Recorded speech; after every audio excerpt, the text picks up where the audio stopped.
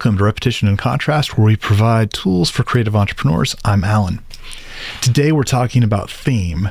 We're trying to recognize it in story and describing how to use it in your own work. As an example, I want to take a look at The Avengers from 2012. Joss Whedon, the screenwriter, is skilled at establishing a central theme early on and developing it through character interactions. The theme of The Avengers is introduced by Loki in the line, "Freedom is life's great lie. Once you accept that, you will know peace." The film explores different ways in which characters manipulate or lose their freedom. Loki seeks to strip humanity of freedom. Nick Fury manipulates the Avengers to unite them, but is also controlled by bureaucrats above him. Hawkeye is mind-controlled by Loki, literally losing his freedom. Black Widow manipulates others while appearing helpless or powerless. Bruce Banner believes he's free, but he's been monitored the whole time. He's also a prisoner of his own mind and power, battling inner control. Captain America is trapped in a time he doesn't understand. His introduction is in a confined gym, which visually reinforces this. Thor was physically trapped in Asgard before returning to Earth. Tony Stark fights against being controlled by militaristic forces, attempting to define his own freedom. Even Loki is ultimately revealed to be controlled by a greater force. The film revolves around the question, are we truly free, or are we always under some form of control? I want you to note that it isn't just events in the movie that reinforce the theme. There are also an array of visual metaphors. I'll give you 3 examples.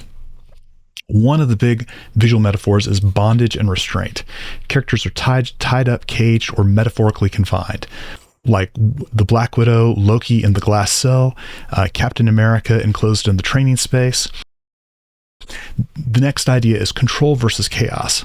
Loki, seemingly imprisoned, is actually manipulating others, reversing expectations. And finally, the Hulk versus Loki scene, when Hulk delivers his puny god line, it is a rejection of imposed control, an explosive assertion of individual will over tyranny. The film constantly challenges what it means to be free, whether through external forces or internal conflicts. This is how visual storytelling elevates theme in storytelling. Other films also illustrate themes clearly. We've already talked about Star Wars for a couple of times. Its theme is the whole power of human spirit over technology. One of my favorite examples is a movie called The Game from 1997.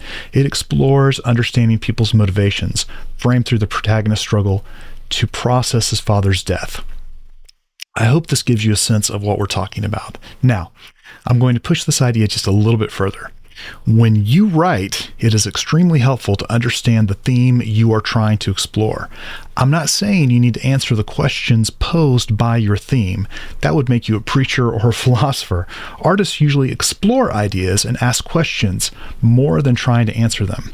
If you really deconstruct a theme, like The Avengers, you will see that each scene is designed not only to further the plot, but also to push the questions about freedom generated from each character's perspective. Some writers say that you should not start from theme, but rather that you should write the plot or character stuff that really interests you, then discover your theme from what you've written, using that information to shape your next drafts. The argument is that if you write from theme, the work can become stiff or unimaginative.